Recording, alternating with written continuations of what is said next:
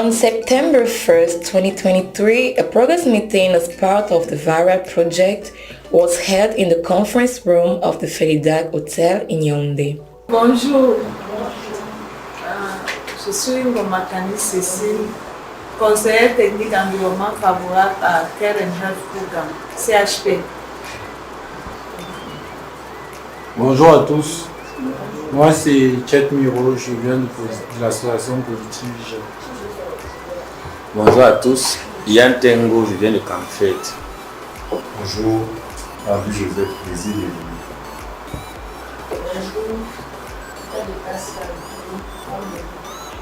Bonjour, ok, enchanté. C'est lors de l'atelier de lancement, c'est vraiment toutes les organisations ou presque qui étaient là. Et on s'est dit qu'il était important que, comme nous avons commencé ensemble, à un moment donné, on s'arrête et puis qu'on repartage avec vous où est-ce qu'on en est. Puisque c'est une thématique qui est assez nouvelle au Cameroun. On a commencé par une sorte de recherche.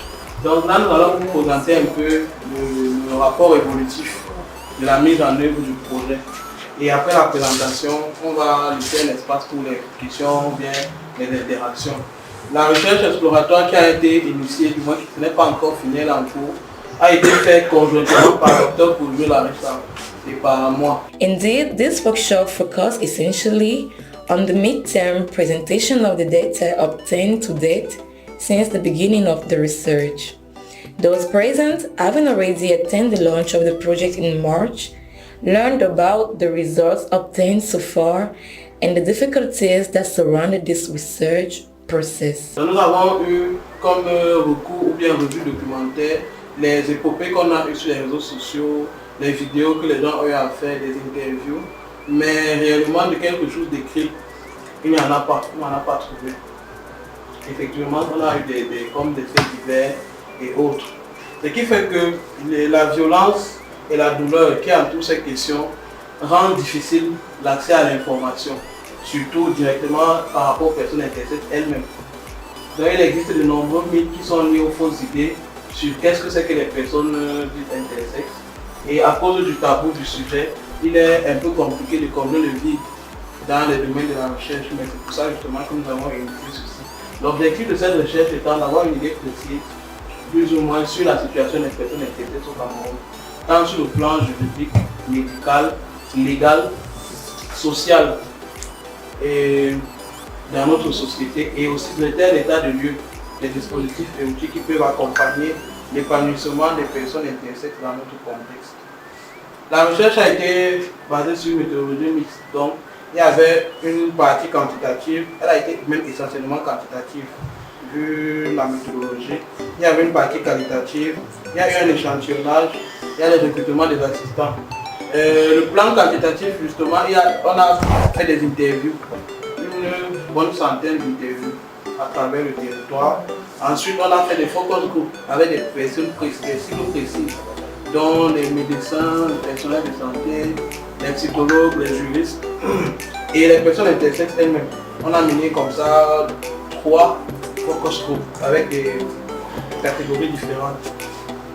Sur le plan de l'échantillonnage, on a interrogé 1013 personnes.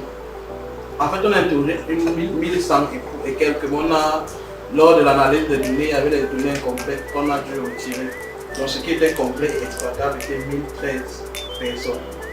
Et on a recruté, comme je disais, 10 assistants à travers le territoire. Donc, 9 régions ont été couvertes. Et les 9 régions ont été couvertes par 10 agents. Donc normalement un agent par région et 2 agents au niveau de la région du centre. De manière globale, les 1013 personnes enquêtées étaient 433 femmes, 6 genres, 543 hommes et 35 personnes trans confondues. Les 9 régions, justement, comme je disais, comme au niveau du centre, il y avait 2 agents. C'est pour ça qu'on va constater qu'il y a plus de limites au niveau du centre, avec 194 personnes qui ont répondu. À l'extrême nord, on a eu 120 réponses. À l'ouest, 103 est. Jusqu'au nord-ouest, on a eu 96 réponses. La première question qu'on a posée aux personnes qu'on a enquêtées, c'était: est-ce que vous avez entendu parler des personnes intersexes? Au niveau des difficultés, on va voir ça. Il y avait des parties où pour commencer, déjà la chose était très compliquée, la récolte des données. Parce qu'il y a beaucoup, on a par exemple des agents qui ont été menacés par des parents en disant que vous venez avec la sorcellerie dans ma maison, on en a un qui maman a versé de l'eau. Il y a eu beaucoup de cas de brutalité sur le terrain par rapport aux agents qui étaient en train d'enquêter. Et malheureusement, il y a certains agents qui ont été obligés d'expliquer aux personnes que non, ce n'est pas la sorcellerie. Et du coup, la réponse était biaisée. Parce que quand la personne dit que non, est-ce que vous connaissez quelqu'un intéressé, la maman chasse, il se met à expliquer que non, ce n'est pas ce que vous croyez là, il recommande le questionnaire. On n'a plus l'information de base. Et donc ça a biaisé un peu les données et on va se rendre compte à un niveau. Mais de prime abord, ceux qui ils ont pu le même administrer. On en a 121 femmes qui ont dit n'avoir jamais entendu parler, contre 312 qui ont dit qu'elles n'en ont entendu parler. Pour les hommes, on a 155 hommes qui ont dit qu'ils n'en ont jamais entendu parler et 389 hommes qui ont dit qu'ils n'en ont entendu parler. Sachant donc que la définition d'intersexe n'est pas commune, on a aussi posé la question, est-ce que vous savez ce que c'est qu'être une personne hermaphrodite? Et comparativement, les réponses ont évolué. Le nombre de personnes qui prétendent ne pas connaître l'intersexe a baissé par rapport maintenant au nombre de personnes qui connaissent ce que c'est que hermaphrodite. Et pour se rapprocher davantage de la compréhension des personnes, à demander, est-ce que vous avez entendu parler des gens qui ont deux sexes? Et on a maintenu ça vraiment entre guillemets, parce que et là, c'est complètement différent encore. Ça veut dire que la perception de c'est quoi être intersexe pour la plupart des Camerounais, c'est directement quelqu'un qui a deux sexes. Ici, on a pris les corps en fait les plus proches des personnes intersexes. Ça veut dire qu'ils définissent un peu leur, on va dire comment, leur devenir ou bien leur bien-être. Parce que sinon, on a les perceptions de vraiment tout le monde. Mais là, on a pris pour projeter ici le corps médical, le corps enseignant et les tradis praticiens. Les tradis praticiens, pourquoi? Parce que tous les tradis praticiens qui ont été interrogés ont dit avoir déjà reçu entre 1 et 3 personnes intersexes. Sachant que c'était dans des régions vraiment différentes, où la probabilité qu'une personne ait été à un endroit et à un autre est très mince, on va aller dans le postulat où on a environ 250 personnes intersexes au niveau du Cameroun par rapport à leur réponse évidemment. Donc partant de là, et ils disent que ce sont les parents qui sont chaque fois venus avec leurs enfants pour qu'on les libère, donc pour qu'on les opère en disant que c'est des esprits démoniaques, c'est des malfaisants et qu'ils vont apporter la malchance dans la famille et tout ça et tout ça. Donc c'est pour ça qu'on a juste projeté ces catégories-ci. Pour le corps enseignant, dans la recherche qu'on a fait, on s'est rendu compte des personnes intersexes qu'on a pu rencontrer et qu'on a interrogé. La plupart ont interrompu leur cursus scolaire à cause des moqueries des élèves et des réactions des enseignants. Donc par exemple, il y avait une personne intersexe qui disait qu'il y avait des élèves qui, quand ils voulaient jouer avec les filles, on le chasse que non, tu es un garçon, avec les garçons, on le chasse que tu es une fille. Et le professeur, l'enseignant trouvait qu'il faut qu'il aille rester dans son coin. À la rigueur, il y avait les parents qui venaient se plaindre et on les retirait complètement de l'école, de l'établissement.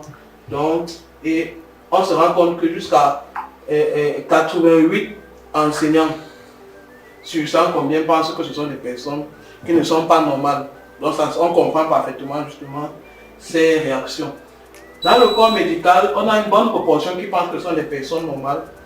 Mais ici aussi, ils ont chaque fois émis un biais normal dans le sens cartésien du terme. Donc pour dire que ce ne sont pas des personnes folles ou bien ce ne sont pas. Mais estiment tout de même qu'il y a matière à corriger. Il y a quelque chose qui devrait être fait pour que ces personnes-là rentrent quand même dans un cadre. Voilà, exactement. Throughout the consultant and the program officer, the discussion was full of recommendations from the participants. On a eu des témoignages des personnes intersexes. C'était tellement émouvant et chaque personne avait une histoire vraiment particulière et différente. De telle sorte que la raison sur la cause de pourquoi est-ce que les enfants naissent intersexes, c'est comme si on demandait pourquoi On a le sang en fait. Ouais, pourquoi est-ce que tel naît homme? Par exemple, C'est comme ça. Parce que même les spécialistes là, ne vont pas vous dire que de manière théorique, si on fait 1 plus 1, ça va te donner intersexe. Ce n'est pas comme ça. De ce que j'ai suivi lors du lancement.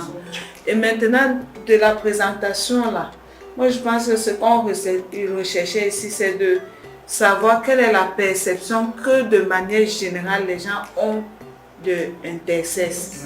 D'abord s'ils sont au courant et qu'est-ce qu'ils en pensent. C'est ce que j'ai compris de là. Et donc la validation va découler de là. Même pour la validation, on ne peut pas déjà inviter les spécialistes ou les personnes intersexes parce qu'on a des données là qu'on veut maintenant discuter avec ces différents corps. La vie des parents. Non, quand je dis ressorti, ça veut dire que dans le résumé qu'on a fait, il y a par exemple un slide qui était uniquement corps médical, corps enseignant et praticien. Mais je pense que le parent en tant que le géniteur, la personne qui est au quotidien, peut-être la femme qui a accouché et tout, qu'on puisse connaître quels sont leurs avis. Parce que bien que l'enfant, par exemple, parte à l'école, il y a les enseignants et tout, il rentre à la maison, il est avec les parents. Et c'est peut-être le parent qui est déjà touché, qui peut-être a un peu plus une idée avancée sur quel est peut-être le ressenti de l'enfant, comment est-ce que l'enfant se sent. Ici à Yaoundé, avec certaines personnes d'entre vous naturellement et d'autres personnes, parce que là c'est vraiment des corps très précis qui seront invités. Comme je dis, ce sera un atelier de 2 jours. En principe, c'est du 11 au 12 de ce mois. Donc d'ici normalement la semaine prochaine, vous allez recevoir des invitations. Et maintenant, à cette rencontre-là, chaque corps de métier va valider les données. Comme par exemple, là, s'il y avait un médecin ici, et qu'on a dit que 43% des médecins pensent que on va discuter avec eux justement, et ils vont dire que oui, c'est vrai quand même que EWA, là on valide ensemble. Pour que ce ne soit pas comme si nous on est allé ramasser certaines données, certains chiffres, et puis on vient seulement parce que cet outil sera utilisé jusqu'au ministère de la Santé. Announcing then the next meeting very soon, which will consist of a validation of the reports and the elaboration of a costed action plan for ending intersex genital mutilation with the help of various stakeholders.